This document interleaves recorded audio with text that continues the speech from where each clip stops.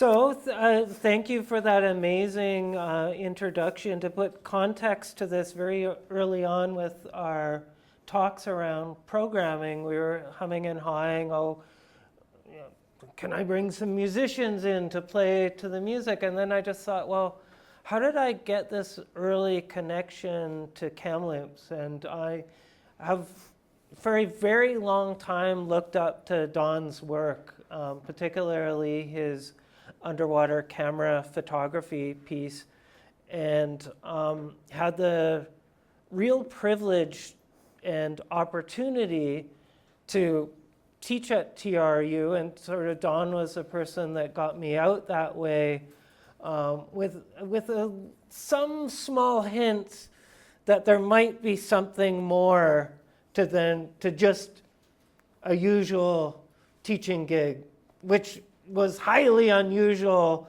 while still teaching at Emily Carr. Things were a little rocky with my sessional career at this time, and I was driving to Kamloops teaching in Vancouver. But what it culminated, along with like lots of colleagues that are here tonight, which is a real privilege, is this opportunity where Donald organized a connection with the SOVA SOVA School of Arts up in Dawson City.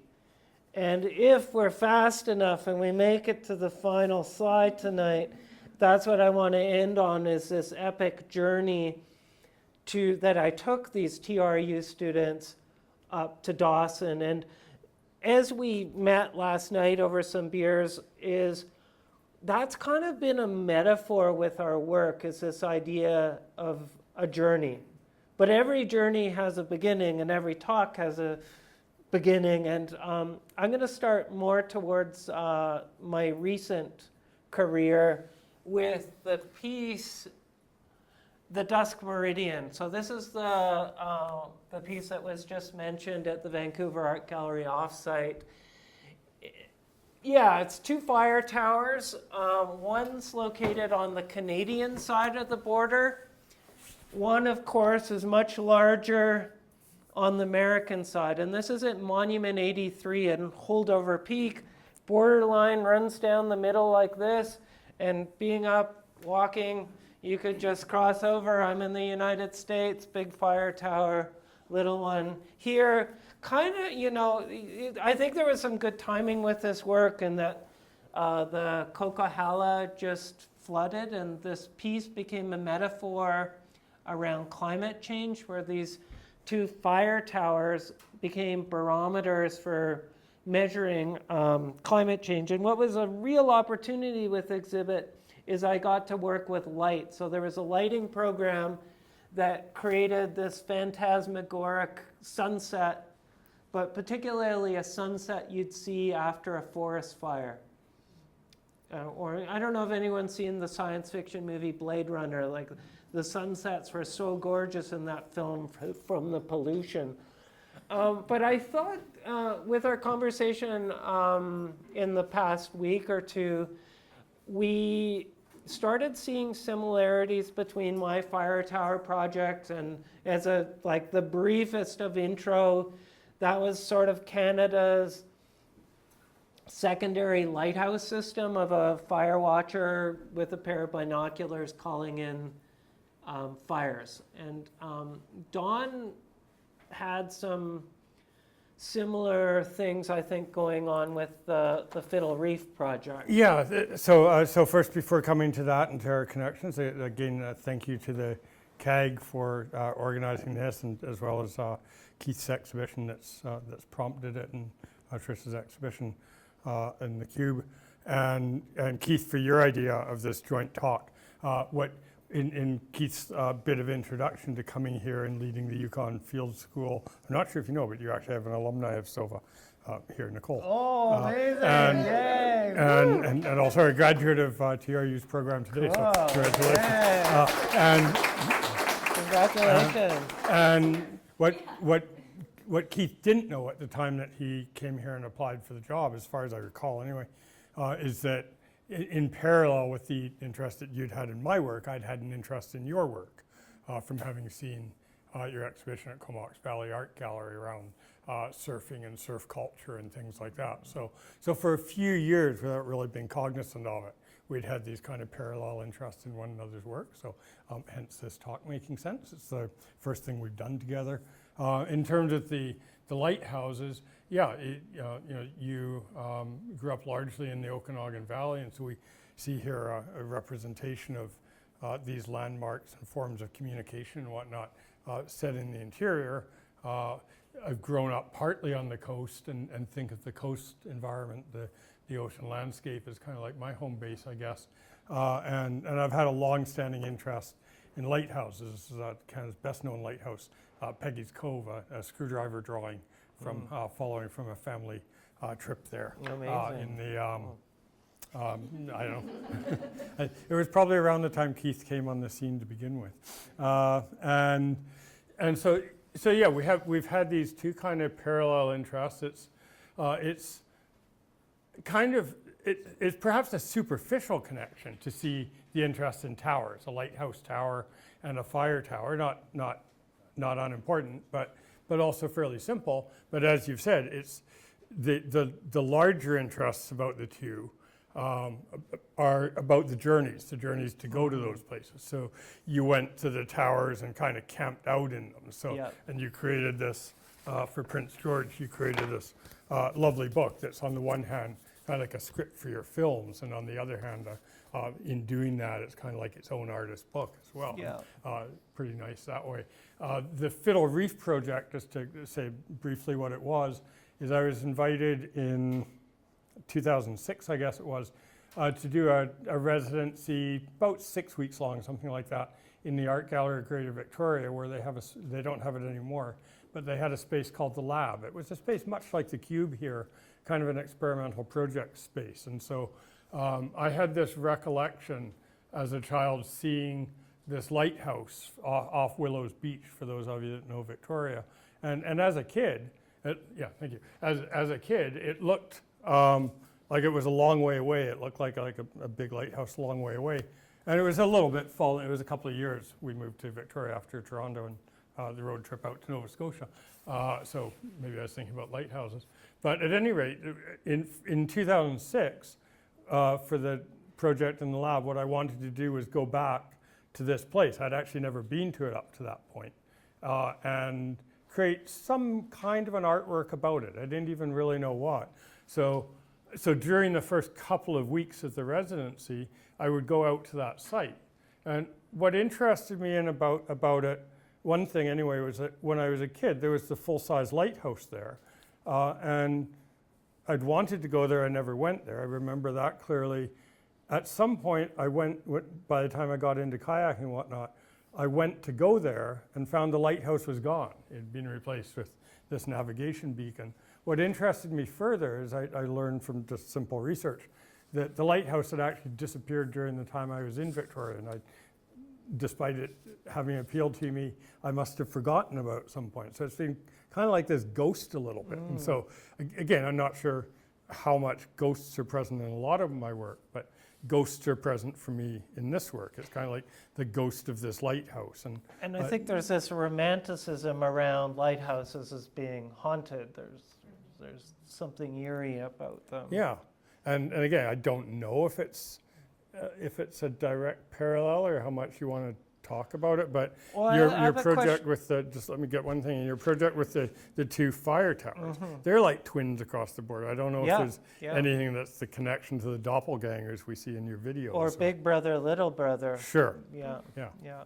But sorry with that interjection earlier, Don, but one thing about this work which really fascinates me, like you were sort of talking about your new projects are such an ambitious, huge scale, so meticulous. What gravitated to me towards this project is that improvisation and play that's a little bit different with this work. And as we'll see with some of the work that's in the gallery that I have here, it's a lot more like this is where we were on a parallel. Lots of stuff just found at garage sales, like the base here being tables and little bits put together, and could you comment a little bit about that spontaneity of this work? Sure.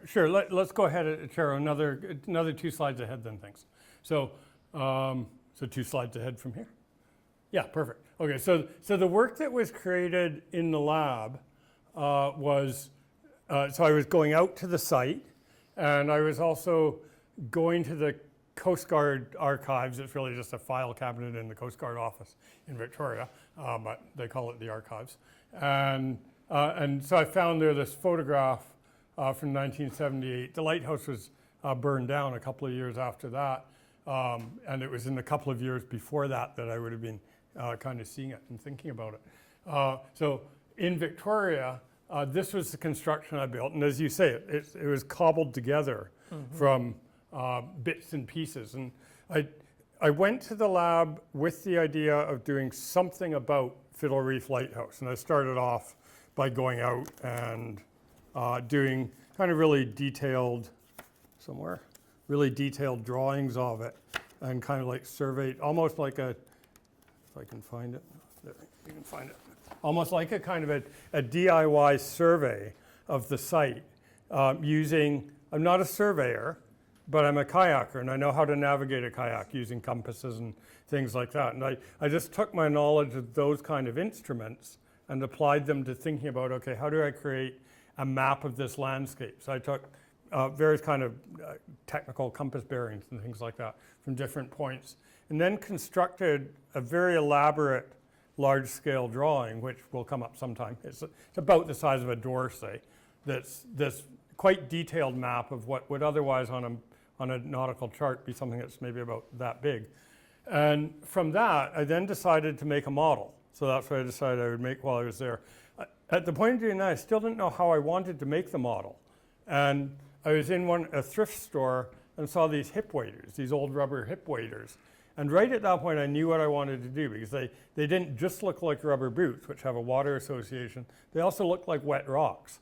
And I'd always enjoyed as a kid, and since then, going around garage sales and things like that in Victoria. So I thought, I'm just going to make the island out of whatever I can find at garage sales and stuff. So it's cobbled together out of these ironing boards and chairs, and then the kind of rubber that's made up out of boots and stuff. I didn't get enough of them, so I got my sister-in-law to get her friends in Prince Rupert together and send down a box of old rubber boots, and so they got put into it, and so everything was just stitched together. So the only bit that kind of departs from that aesthetic was the construction of the lighthouse itself on the top, which I envisioned as a kind of a temporary portable structure that could be taken out by kayak and assembled on the on Fiddle Reef and taken down again. Maybe now, if you could, Tara, go back a couple of slides, please. So that was in 2006. A couple of years after that, I returned to the project. I'd been thinking about it, and I decided I wanted to make that full-scale portable lighthouse. So I worked on this, and it's quite big. It's 36 feet tall, which was the actual size of Fiddle Reef. One thing I learned along the way was that Fiddle Reef Lighthouse, among a few others, of which there's 2 existing, were the smallest lighthouses in Victoria. And that interests me in terms of this, my interest in perspective and whatnot, because as a kid, looking out to it, it looked a long way away. That was partly because as a kid, Lucian's here somewhere, I think, anything looks far away, but also it was BC's smallest lighthouse, so it looked twice as far away. And so I thought, okay, well, that makes it manageable. I can make that. So here it is. But by the time I made this, that's all out of aluminum tubing, I thought, it's really hard to assemble on land in an evening. It's going to be really hard to assemble from on the water. So I didn't come back to it, and the barge, the dock that it was floating on or mounted on has decayed. But in the last couple of years, and it's kind of coincidental picking these 2 works to talk about, because I've come back to it lately, and I've been thinking, it's been gestating in my mind, and I think I'm going to come back to another way of making it. I still want to do that project, even though at this point it's 19 years ago. Yeah, and getting height is difficult. Like, that was a thing at the VAG offsite. It's absolutely massive. The fire tower was 14 feet tall to the top of the copper lightning rod, but we used lighting to get these shadows that went all the way up. So sort of capturing that magnificence when you're up in the Alpine. And there's a state called hypnagogia that occurs near sunset. And that's sort of in the film that went with this. I started channeling this character that goes through this altered state that sort of personified the liminal space of a border, which I find really creepy and sort of became a precursor to like the next work going fully in with, okay, I'm going to start dabbling with the paranormal and the powers that be and building work upon that. Yeah, and again, you've thought more about ghosts and things like that, and you cite Gothic fiction and, as you've said before, the phantasmagorias. Phantasmagorias, for those that don't know the reference, they were kind of theatrical performances that emerged in the latter 18th century, and they would be projections with magic lanterns, the forerunners of these things, cast onto smoke or onto glass to create these apparitions for the audience, sometimes combined with costuming and other things. So they would be kind of like three-dimensional ghost plays and things like that. So obviously it's a shared interest. It relates to my interest in cameras obscura. I think you've thought more about that in your work over time than I have in terms of the actual ghostly presences, the paranormal. But nevertheless, that lighthouse work, had I and if I do, envision the full-size thing in the way that I came to think.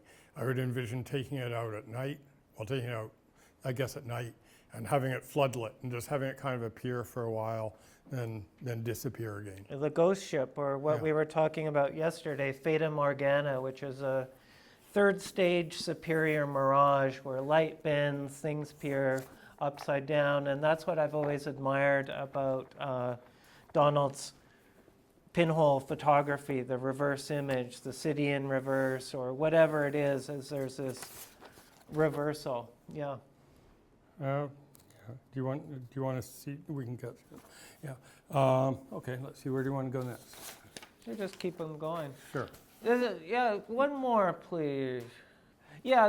With the two images we just saw, and what's coming up is an image in the gallery where I really took that aspect of just finding things, running with it, improvising, and some things being on site, some things not.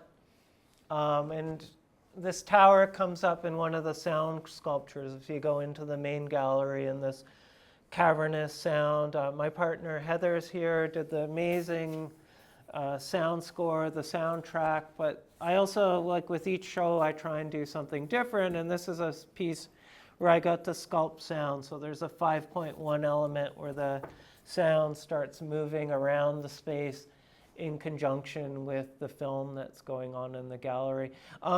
But Dawn, we were talking a bit about mapping and mapping around Fiddle Reef, and I started thinking about the artists that I know I'm more interested than you, but it's sort of through us hanging out, you got a lot more interested in Robert Smithson and his very seminal work, The Spiral Jetty. Go maybe two slides ahead, Cheryl. We're on point. We're here. Yeah. And also, it's always these early projects. This was, again, with Heather. We were down at the Spiral Jetty.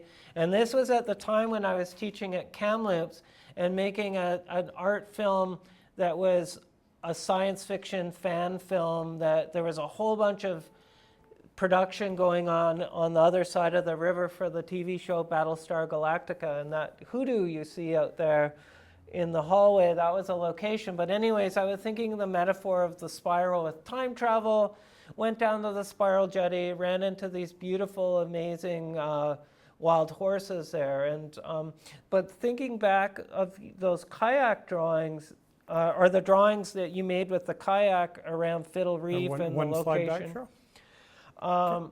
I saw some similarities to Robert Smithson's work, and just as a precursor, there was a movement in the 1970s called land art, where there was a rejection of the gallery system. Artists would go out, make pieces in the landscape, and Robert Smithson, out of basalt volcanic rock, made this spiral jetty that went into the Great Salt Lake of Utah, and he made these amazing drawings. And Don has this like deep commitment to research, like which involves like lots of visits to the site. So maybe you could tell us a little bit more about that. And just a bit more about Robert Smithson, which I've had a long interest in his work, and I think some of it in a more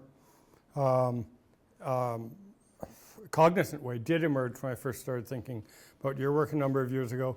But just thinking back to that and reading up a bit recently, just to be candid, he had a couple of ideas that I think are really important, seminal ideas at the time, around 1970 when he created Spiral Jetty. Yeah. And that have carried through many artists' practice since that time. So his two ideas, he talked about many ideas, but two he talked about were at any site, like say Fiddle Reef or the fire towers, a process that he called scanning, a process of looking across a landscape and taking in as much as you could about it, both things that you already knew about the site, but also its history, things found along the way, occurrences, and that scanning process would then guide a more focused approach to making an artwork. And the other idea was what, I might be really simplifying it here, but it's useful regardless, site and non-site.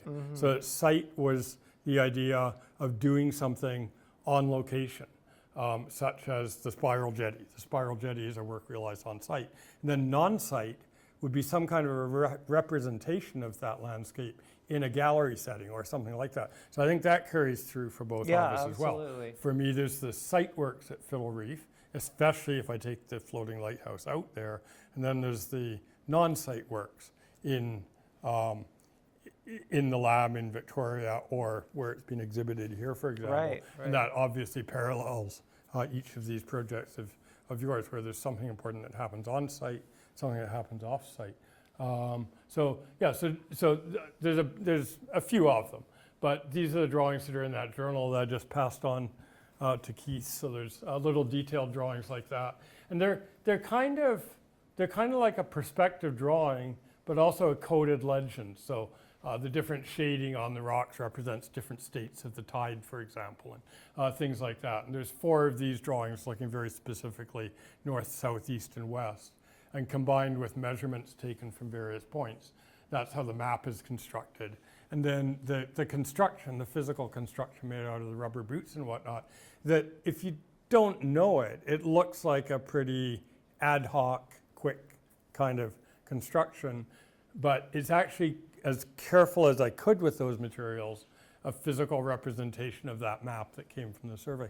And then alongside the drawings, I also came around that time to start taking a whole lot of Polaroid photographs that would be used along the way. So I would use, whether it was something on the reef or whether it's putting a cup into the a cup of coffee, not water probably, but into the landscape, and using those as markers. And then the event, the project in the gallery also had a public part. It invited people to come in and draw their own maps and things that were recollections of islands or other similar places. For those of you that know the Cura, it was kind of carrying on that story mapping thing that a few of us were involved in here, and making that a part of the exhibition. And Will Garrett Petts was involved in the exhibition as well. So it was actually kind of like a co-effort. And one of the people that showed up for, well, actually, I guess, yeah, he did show up for it because here's a Polaroid album, was Penn Brown, who was one of the lighthouse keepers at Fiddle Reef in the 1930s. So, amazing. That was kind of part of the scanning, I guess, getting Penn to come in and talk about the place. Maybe I drifted away from whatever you asked me. No. Maybe with the next image I can go into talking a little bit how the Spiral Jetty influenced the work that's here at the Kamloops Art Gallery, which will be, I think it's one more. Yeah, cool. This is, I think, the most ambitious piece that I was the most happy with the exhibit, The Herd. And I was very much interested. If you haven't seen the exhibit, there's lots of things going on, but one of the most locally dominated, close to home, site-specific research that I was looking at was a group of 200 wild horses that live in the Highland Valley copper mine, a large industrial site of 3 copper mines that were amalgamated by Cominco, which is a base of like the hometown, like where I was born, Trail, BC, that became Teck, and created these, these open bores in the earth that these horses had lived for generations before. And this spiral motif became the gesture of these horses running within these industrial models that one might see for the designing of the Cominco factory or a mine concentrator or an extractor. And I'm very interested in how people walk individually, but how people walk in groups.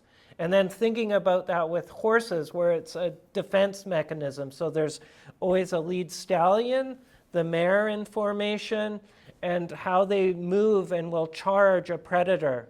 And it became this metaphor that got mapped out through Dante's Inferno.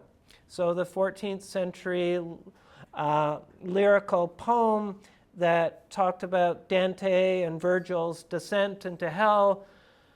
And that became a metaphor, among other things, like staircase around this post-Benambic space where we have this privilege to be together, but there has been this divide between urban and rural spaces that has gotten bigger since the pandemic. So there's lots of things I was trying to unpack, but using Dante's Inferno, staircases, and these horses, and again, all these kit-bashed models, D&D figures, references to Bruegels, these tailing ponds that are floating above us, and these horses that are sort of untouched in their majesty that come, again, like the fire towers, this marker.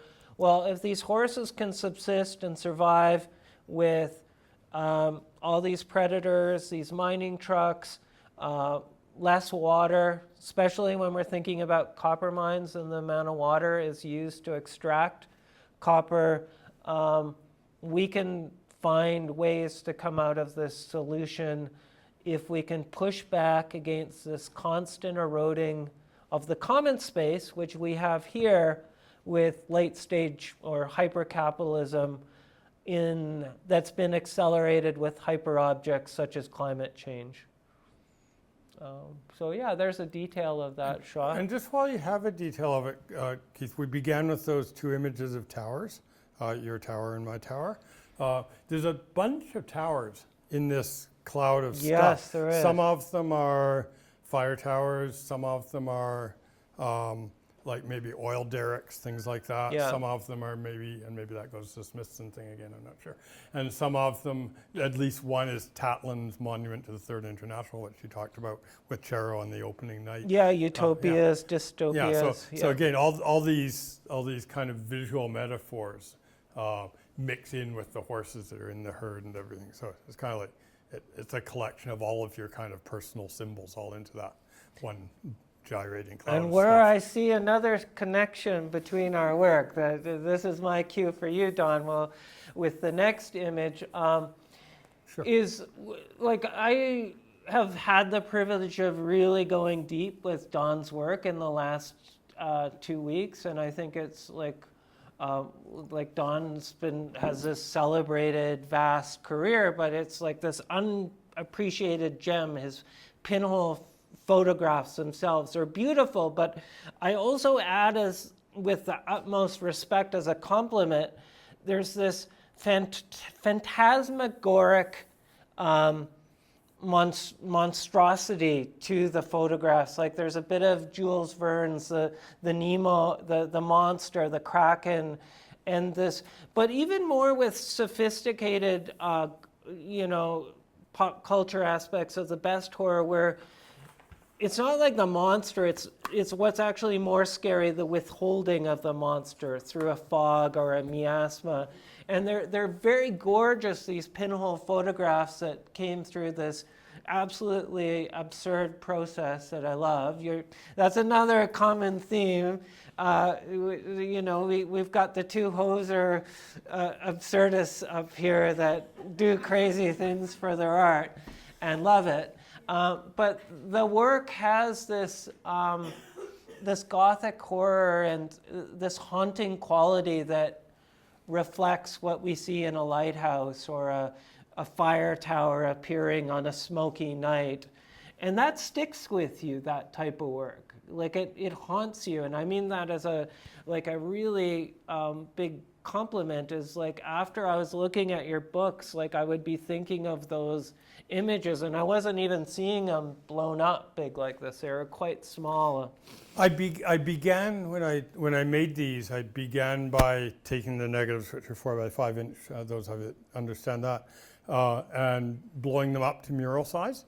And I like those, especially one that I have that's a number of images that join together in a panorama. So it becomes this kind of half-planned thing and this half-unwieldy thing that scrolls across the wall. Mm-hmm. But I've also, over time, you're seeing them big here, but I've also come over time to actually like the 4x5 prints, just in their 4x5 size. That's what are called contact prints, for those of you that know the photo side.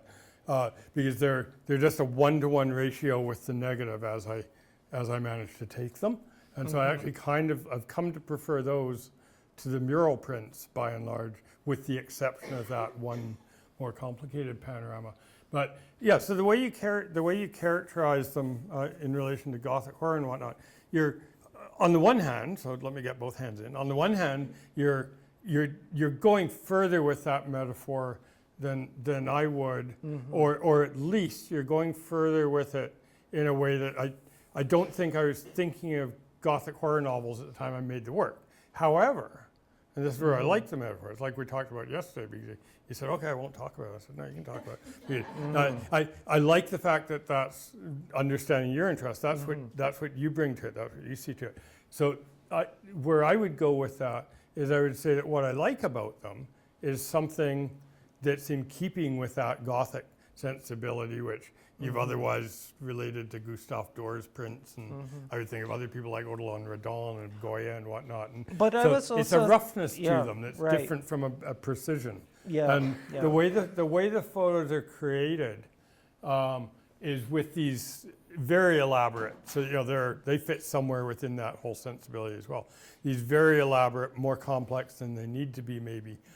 Cameras that are lowered into the water and without a lens, just with a pinhole, take the photographs. And it's probably on average, and then they're all processed on site. So it's not digital or anything like that. They're all traditional, conventional film-based products, and they're processed with other equipment that I've made on site.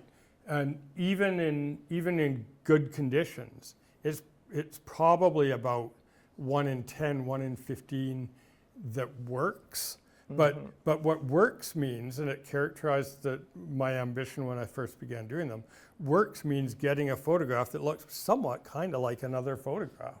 Mm-hmm. Kind of like, okay, I've managed to figure out the exposure and they aren't too encrusted with sand, and you can get a good printout of them still. Mm-hmm. But really, it's that other side to them. It's the roughness and the unpredictability that actually makes the more interesting ones in the end.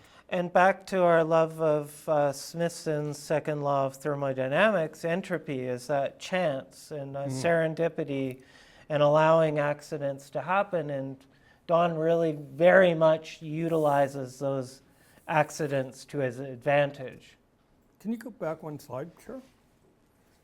Yeah, I don't think you've heard me talk about this before, but one thing I often talk about in relation to this image, so some of you will have heard this from me before, I'm sure. This one with the starfish, it wasn't the first picture I took this wasn't the first camera, by the way. This was sort of like the third version.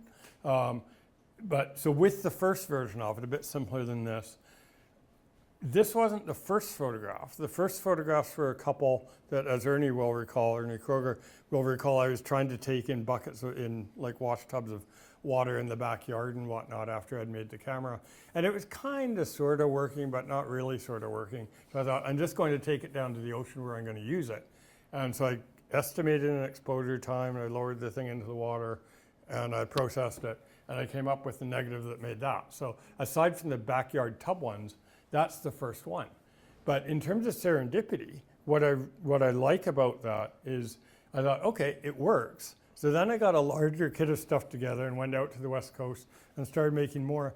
But it took me about another 32 negatives before I got one that was anywhere close to working again. So so there's real serendipity in that. Yeah, right. If it had taken me 30 tries, I would have thought it's not going to work. But because I got lucky and it worked on the first one, I knew, okay, it's a matter of learning, not just making this thing, but learning how to use it.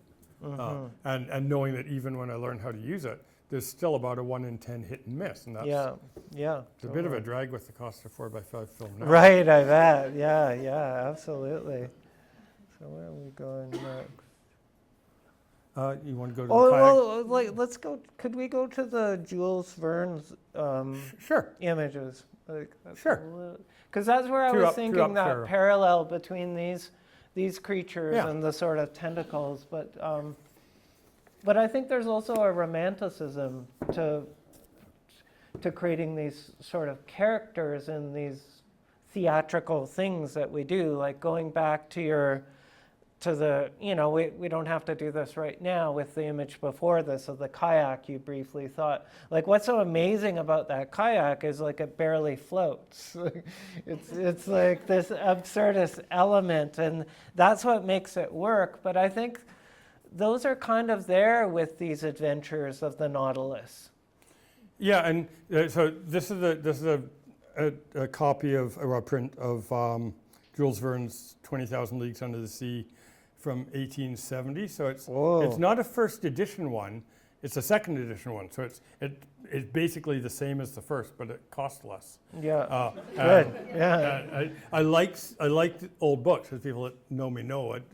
And part of what I like about them is I know that when I'm looking at this, I'm seeing what people at that time saw. And so these lovely woodcut illustrations, and I picked these three for this talk because for me they represent three things that you find in the story throughout, whether you're reading the book or whether you're looking at the images. And we had an interesting discussion yesterday about, well, how much do those images correspond exactly to what Jules Verne intended, and how much did they influence later popular culture takes? And whether you're talking about 20,000 Leagues or any other story, in Dante's Inferno, for example. But what I liked about these three particular ones is I think anyone that's seen the films or read the book, you remember the fight with the giant squid, the fight with the giant octopus, and that's represented by that one. And you know that it's happening in relation to this fantastic imagined submarine of its day, the Nautilus, which you see on the right. And all these things that we kind of take for granted now, like metal ships, bright lights, being able to go underwater, that was all being invented at that time, at least that combination of things. And so it was kind of partly real and partly fictional at the same time. There were submarines, there were diving bells, there were all these things, but to the idea of the voyage, it was constructing an extraordinary voyage around this technology that was possible, and what more might be possible, what more might be horrific about it. And so it's going back and forth between the horrific, like unknown monsters in the sea, but also the other thing it was having was, which I see this image as, this one's, for me, and it speaks to a number of the images in the book, it's much more contemplative. It's like being in an aquarium and looking at these species of fish and trying to understand them and wonder about them rather than only fighting with them. Those those are only three. I'm sure there's more layers to that, but they interweave throughout the book back and forth. And Heather, my partner, noticed how many tentacles I had mixed in with my little sculptures. We're both fans, Maybe we could go to the wave sculpture. Actually, could you just go back to the kayak darker? Let's do that. Then we'll jump ahead. Yeah, so Keith brought this up a minute ago. So this was the kayak darkroom that I made in the same year as the first pinhole camera. So it was around 1998. So I thought of this, so those of you that know me know that I'm into sea kayaking. And so, sea kayak, if it's well outfitted and well packed and all of that, it's super efficient vessel. You can take it lots of different places. You can go away for long or short times. This was kind of like, not exactly a parody, but something like a parody of it. It was kind of like imagining, okay, what if there was a character that that was maybe like a kind of a scientist, but into photography and had this idea of these pinhole photographs. What would they come up with? And they would think, okay, I'm going to make a floating laboratory, but they got hold of this river kayak. And like technology, it's barely floating. It's like it could capsize at any time. So this was during filming of a Super 8mm film that went with it. So Sean Fleming, who's a friend of Brianna Palmer, one of our students or alumni at the time, I had them do the acting and helping out. And Sean was a diver. Well, they both were. So I thought Sean's the perfect person. He looks he's very calm. He looks kind of like a scientist, but he's also a diver. So if things sinks, he can recover it. So I haven't gone as far as you have with these characters cast into roles, but every now and again a project's drifted in that direction a little bit. That kayak's the star of that show. Yeah, that's right. And it's like it just allows that narrative to carry through. So like if I got on that boat, it's like, oh, I don't have to do any acting. Like this'll take care, and like I'm gonna be it's wonderful these, and we during our conversation we were talking a little bit about theater of the absurd, and that's where I was sort of going back to that thing about hosers or whatever Canadiana. There's this sort of slapstick humor that we need to embrace as Canadians, and that it's being the underdog can be wonderful in taking on these grand things like climate change, and reconnecting after a pandemic. And that's where I was thinking of Dante's Inferno too. But it's just such a wonderful piece, the scale of it. And I just see you, like before I interviewed at TRU, I thought that was you, Don. Most people do. Yeah. I was like, I want to work with him. At the job interview, but I guess I want to share a quick. Do you want to go to the wave? Yeah, like to take us to the journey. But before we're there, like again, this descent has been a theme, and I'm a surfer, and this is where you don't want to be in a wave where it's going over the falls and you can't paddle fast enough to catch that wave. I did this one down in Portland, Oregon. It was the Push. It was based on shipwreck, many shipwrecks in the area. That's a Russian schooner at the top, the SV Nikolai. That's how contact happened with the Quileti village in La Push, Washington. The waves made it entirely out of t-shirts and Nike runners and these ships going over the falls. That's the term in surfing where you're not going to catch this wave. And the Nike factory is located in Portland, Oregon, where I was doing these shows. So I hit thrift stores. Again, we were both looking at garage sales, and I sewed this wave together and sort of near the top got a little bit more meticulous with the stitching to get the t-shirts capturing the crest of the wave. But it's kind of about these journeys. Like I know Dawn goes to the Yukon lots and to the ocean, and that's another area we connected. There's this intuitive understanding of the ocean, and if you don't get it, you're going to be in trouble. Whether you're out on a 7-foot wave that probably is above me at these days, but back when I made this work, I could drop in and make a frontside turn. Probably still have it. We'll find out in 2 weeks when I'm out in Tofino. But I think this metaphor to carry us off into the horizon with this talk is just to talk about the opportunity that came about at teaching at TRU, heading to the Sylvan trip to the Yukon that I started this talk with. So if we can move the wave to the next one. Can I slip in a bit of context? Yeah. So just for context, so this was in 2010, and as Keith said at the beginning, he was hired to teach while Alan Brandoli was on sabbatical for a year. And during that time, the idea of this field course up to the Yukon in partnership with the Yukon School of Visual Arts came about. And so later on that year, Keith and I went up there together. We planned the trip. You said I planned it. You planned it. No, we planned it you together. planned it. I taught it. What I particularly liked about the way that Keith conceptualized it and delivered it was envisioning it as this for the students. So it was with the group of students and with Heather drove up there, one van and one truck, and you envisioned it as a journey through time and geography and history. Yeah. In that 3.5, 4 days that it takes to drive up there. That stayed in my mind as a really, really good way to go about thinking about those things and how to structure that course. Yeah, so there was a book we just saw, we don't have to go back there, that you can see all the books in the gallery, and I start really going a little bit more literal with the books, like citing passages from Dante's Inferno that I paraphrased, and trying to make these subtextual links between fragments that you'd see in the gallery. I don't ever like things to literally coalesce into like, this is what the work is about, to limit the layers that can happen. But it became, like Don mentioned, well, this trip you did to the Okanagan, that's your trip to Mordor or to Dante's Inferno. Like it was epic because I had to show up at the Art Gallery, and my MFA piece that went to a few other galleries later, the shed was in the back of a trailer of one of this truck that totally kickflipped. That's a skateboard trick where the board is completely upside down and lands, but it didn't land well. The axle broke, and I still had to get this work.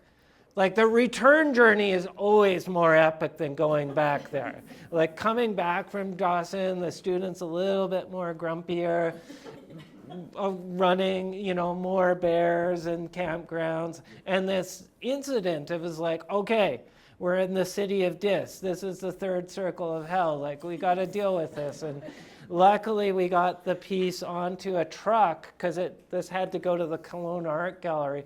But there was all these beautiful moments, like with these very talented, like, can this please be a testament to like there's many people in this room, and I'm not one of them. I contributed this like grain of sand that made this space happen up on the top of the hill, like just beautiful and like radiated outwards. And I got to work with these students and be there, and like that was the adventure of my lifetime. Like I don't want another one like that, actually. Like that was, I can live in that one. I think probably Heather, you feel the same. Like Heather was teaching students how to play ukulele. Like it was, I was giving readings, but we were doing field trips. Like I weeded out some. It's like, okay, we're going to go further. We're going to go up to Inuvik. And then I was working in the Paddle Wheel Graveyard, continuing another science fiction film in this crazy location. And yeah, I think we can go to our finale. There. Like, I think even as a teacher, like that's me, like when we weren't in the classroom. Like I had a little, my walking stick, I found an old telegraph pole, and it, like that was my Gandalf staff. Like I was like, okay, we're going out into the woods, and I found these caribou antlers that I took back to the national or the territorial park board. But of course, I'm gonna pose with these, and like. So it was like teaching can be performative too. So that's why I also feel privileged, and that's also like the advantage of being at Thompson Rivers and working with Don. Like he was a real mentor. Like at Emily Carr, we wouldn't get course reviews, and like it's like, okay, you got to work on this. You're good at this, and it's like, okay. And then I had to do this in the bush, and but that's such a lovely group, and like you were on that journey. Like I think that crystal there, that's Don watching, because you really did orchestrate. Like we went up to Dawson in the winter. You got those. Like Don doesn't ever give credit enough to his collaborative generosity as a teacher, an artist, and just like me asking Don, like probably I haven't seen you in quite a while. I came up to the last opening last Christmas, like, Don, I want you for this, and it's like very little hesitation. And I know like Don and Darlene have so much going on with going to the island, so I just can't be thankful enough to like mark an exhibit for myself, which feels like a real homecoming to Kamloops, like, because I did invest a lot of time into this place, the students, but to have you here and share this work with me is amazing. And thank you as well for your generous time this evening. Yeah, and yeah, Chero, and yeah, I can't go on. Like, it'd be like the list of thank yous. Yeah. But Don, closing comments. Well, not that you can compete with this picture. No. I thought I should add one more in so we would have an even 20 there rather than 19. I thought it would look nice, but I decided I wouldn't surprise you with that. No, please. Just, oh boy, concluding that. Well, that was good. So thank you for all that, Keith. And as you know, much of that is reciprocated. And likewise with some other colleagues here too. There are other artists here, there are other TRU instructors and former instructors, Eileen and Ernie and Darlene and Doug, and am I missing anyone? I don't think so.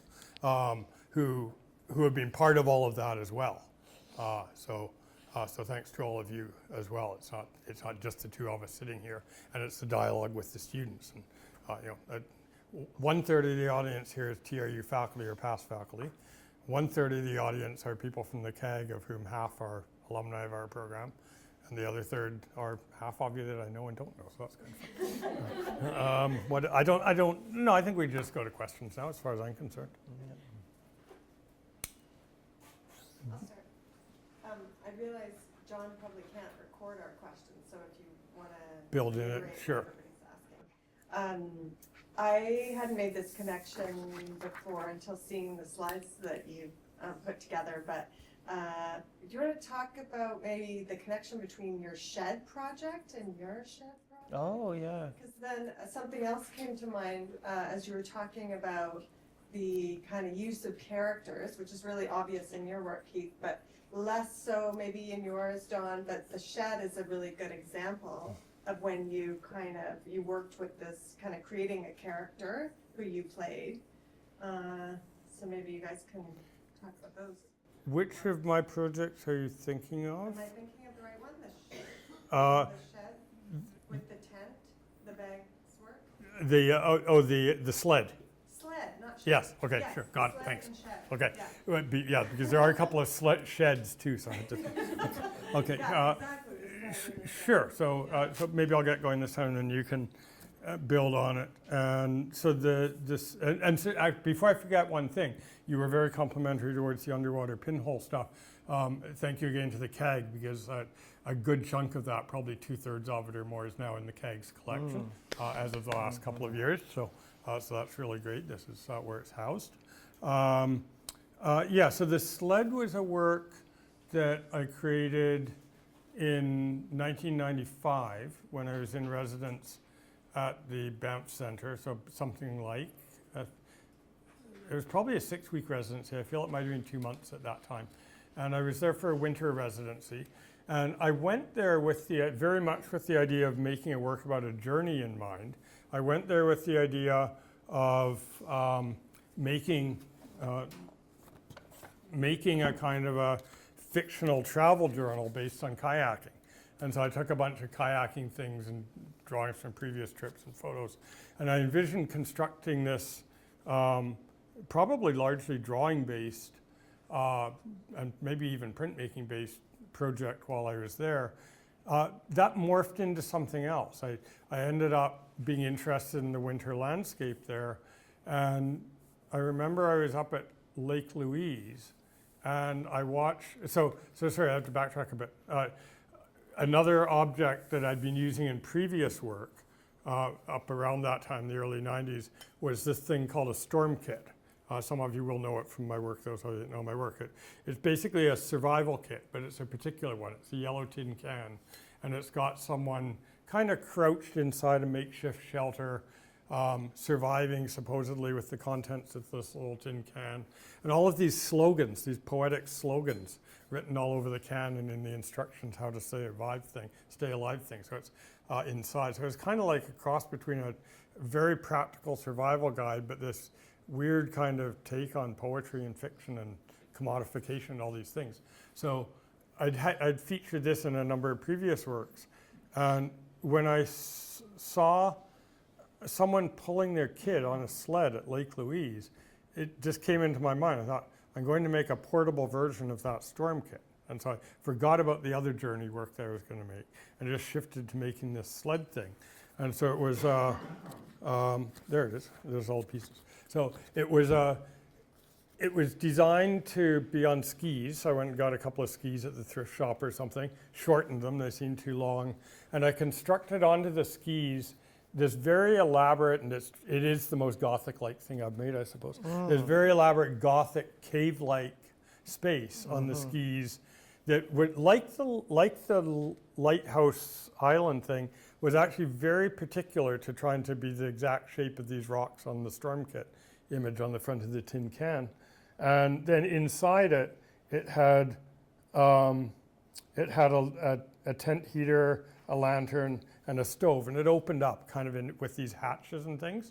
And I thought of that as being like a romantic take on, kind of looking like a cross between a 19th century romantic Gothic kind of painting and something like an RV or the inside of a cabin or something. And then it had this shelter that went with it that was assembled from pieces. So when it was fully set up, it resembled this image on this little yellow storm kit, which itself looked like an image out of a 19th century travel journal or something like that. And so it wasn't a shed exactly, but it was a portable habitation. And a couple of other works have been a bit like that, but that's the most direct one. So you know, it was very much about a journey. It was about staging that journey through these props and then filming them, and then creating this little artist book out of it. So a little handmade artist book. That's the only thing I've got, I think, that's anything like a bit of an extended journey that's a fictional construction, but that kind of gets at ideas like commodification, how to survive, and strange occurrences along the way. Cool. I made, you can have that one. No. Darlene will tell you I stitched it together for you yesterday. Oh my God, wow. Christmas in June, right? There's 10 of those, so that's, that's wow. I think number 8, I don't remember. Thank you. Yeah. Well, maybe we can go back, because I'm like, you know, enough of Gandalf on the stage there. Let's go back to the shed. Yeah, this is like before I was thinking about the journey. This is tying back to the roots of my Kootenai roots. So I was born, which has some relationship to the horse project. I was born in Trail, BC, in the shadow of Kaminko, the company that later became a bit of greenwashing to become Teck, fancy, shiny new name. And they bought the 3 mines that, the Anaconda, I forget the other 2, all ominous names, that consist of the Highland Valley copper mine, where these horses live. But anyways, old mining prospector's shack in the Kootenays, and I took it piece by piece apart and recreated it in a sort of this punk rock archaeology for my MFA thesis exhibit. But I was like, that was when I was most heavy into Smithson and entropy, and the shed is going over the handlebars. There's enough square pounds per square inch of all this avalanche of debris hitting it, that it should collapse. But as sculptors or artists, we like being magicians, back to Gandalf.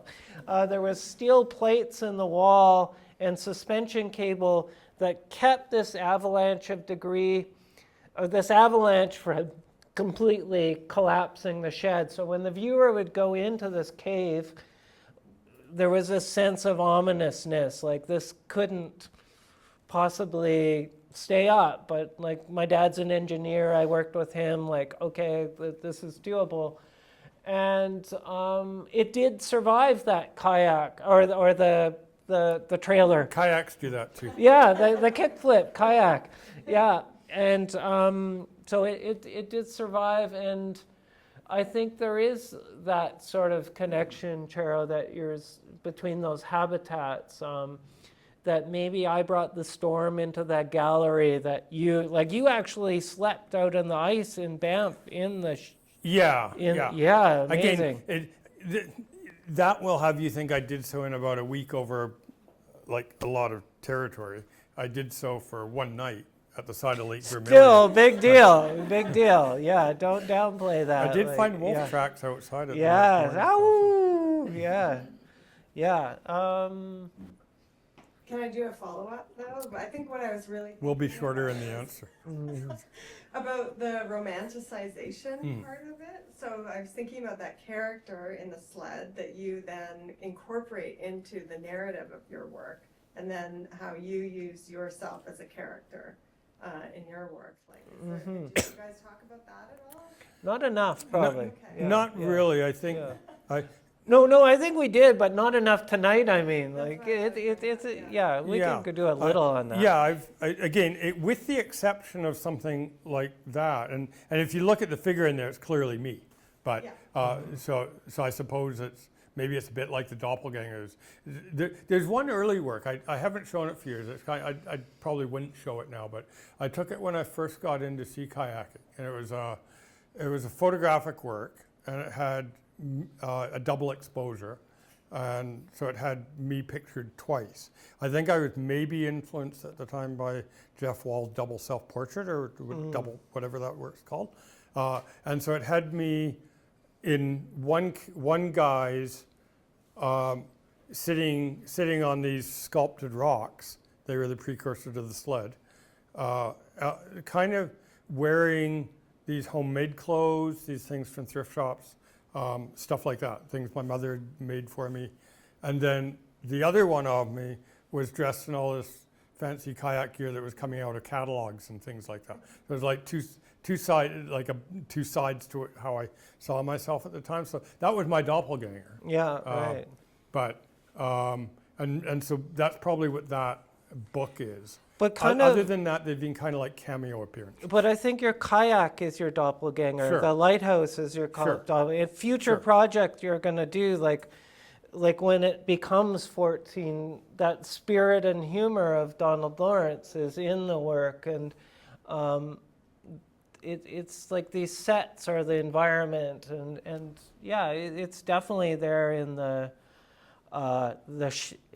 sled, like the perform image, like that's a theatrical event, like on the ice, like performing that work. It's just done in a different way, and that's probably where I was back when I was 28 making the shed. Like, I didn't start making films till I was 35, and it's kind of, I love, it was a missing part of my life, getting to act, and I get to do a little bit of it tonight, but that was the beginning with the shed. Is like there's Plato's cave, there's entropy being worked in there, but someone did own that shed. It was like, that was the difference with that piece. It was piece by piece, meticulously recreated. So some old miner occupied it, but then my aura and my sensibilities in recreating it and the artifice behind it, it became a collaboration. And I think that's where I love about the theatricality in your work, is it's like there's so much of Donna in there with the collaboration of the materials, but then this new character emerges. And that's what I think great artwork does, is where it transcends the physical work and the conceptual side of the work, and the viewer comes in and like, oh, wait a second, there's something entirely, a different visual experience than either one of us intended for any of the works. And I definitely, the sled, like that's where I see that as a very like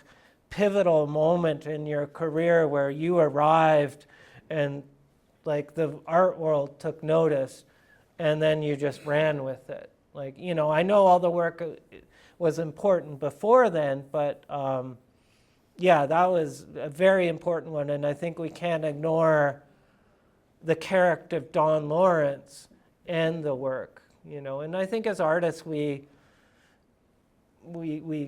negotiate those roles in a way, like in a mercurial way. We have to be a bit of trickster, educator, and we have to be generous. But I really appreciate as well the generosity of the audience tonight. So it's like, yeah, thank you. And maybe one last question, because those chairs I know are not entirely comfy. Yeah. Yeah. I was thinking about kind of the ghost stories that you shared with us, Keith, at your opening, and then also when you were talking about that first picture of the starfish. I'm kind of thinking about these ghost stories or the paranormal kind of like chance or chaos being added to the work.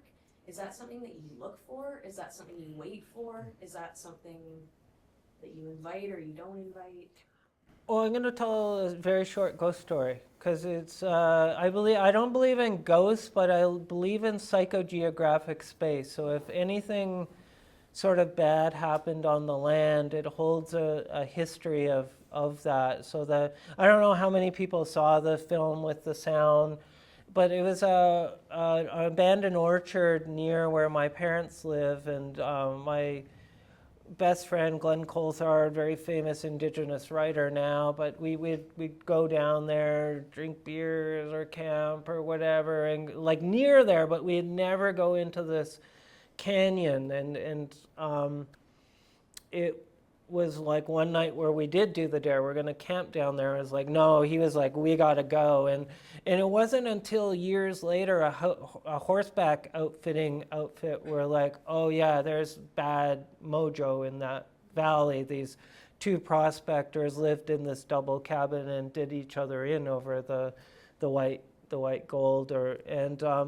That was like a hard thing to go and do to do the work in that space. But that's how I sort of channeled the other, as a manifestation of the bad vibes. Like me and Heather in film shoots, like crazy thing, like deers wrapped up in like not barbed wire fence, but fences. Like, how did this happen? And we had to go home and get tools. And it would just blow in with the wind. And that's what I was thinking about the paranormal with that phantasmagoric. It's not like a monster going boo. It's like very slow. A dark energy can permeate a space as well as good. Like tonight, we have this amazing good will and energy here. And that's kind of was like how I manifested the doppelganger, the other. And then like, okay, well, that can be a metaphor for this post-pandemic state where there's this fission between urban spaces and rural, anxiety around climate change, all the things going on. And that can also be like tough work, like taking on those roles. Like the scene where the doppelganger appeared, like that was a really hard scene to shoot. But it was also as like a pseudo actor, like switching between those energies of those two characters was part of it. And yeah, probably that translated to other work, drawings. I got to work that out. And now like I finished that project and it burnt down with a forest fire you see in the film, and they're putting a condo development there. And it feels even more creepy there, that the land was not given time to rest, that the vibe, and I'm never going back there again. That project's done. It's like, no, Yeah. I don't think, in direct response to your question, with the exception of perhaps an emergent project at the moment, I don't think I can recall a time when I've deliberately created a work where I've expected that something kind of ghostly will appear or something like that. But you also worked in the phrase, I think in your question, accidental occurrences or something like that. Mm-hmm. I'm not sure at what point that crept in as a conscious strategy, if you like. And I still don't think I could take any one of my bodies of work. Like there's a few that are kind of like the sled or like the kayak darkrooms where you go on this journey and where there's some kind of sculptural performative thing that's the catalyst for it. I probably have about half a dozen of those kind of works now.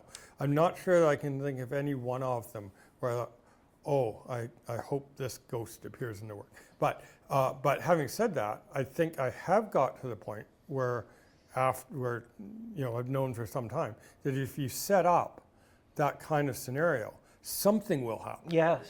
Something will creep in. Yeah. That's the unexpected element, and then you'll run with it, like you said. And some of that, it's actually things you might think about later too. That like the way you talk about my pinhole photographs, that the qualities that are most enchanting about them are perhaps ones I didn't know were there at the beginning, but that I've come to appreciate over time. In a more direct response to your question, and it's perhaps a bit superficial, but I don't know. Keith and I found in the past week or two, we've found we actually have another kind of coincidental, but probably not, overlapping interest in mirages. I've been studying, not yet doing anything with it, but a few people here will tell you I've been studying these mirages that occur on a group of islands off Gabriola that I've been noticing consistently for a few years, and I think they increase. I think they're more dominant, more predominant now than they were a few years ago. So again, maybe that's a climate change thing. So this summer I'm going to study them more. What I'm doing with it, I don't know yet, except I have these, you'll know I keep these index cards with little notes on.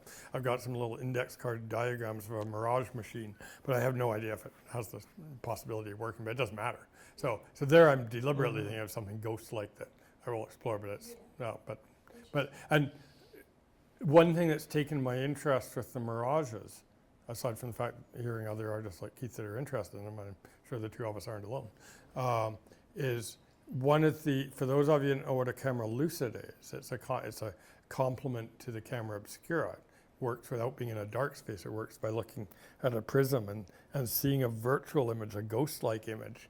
One of the earliest theorists of how mirages work was Wollaston, the inventor of the camera lucida.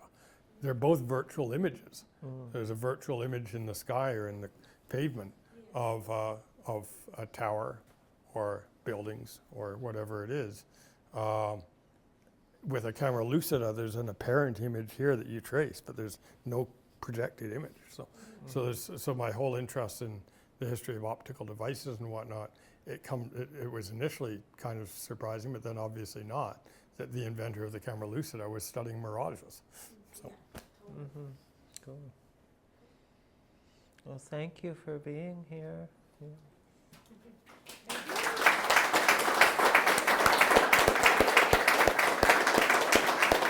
And thank you, Don.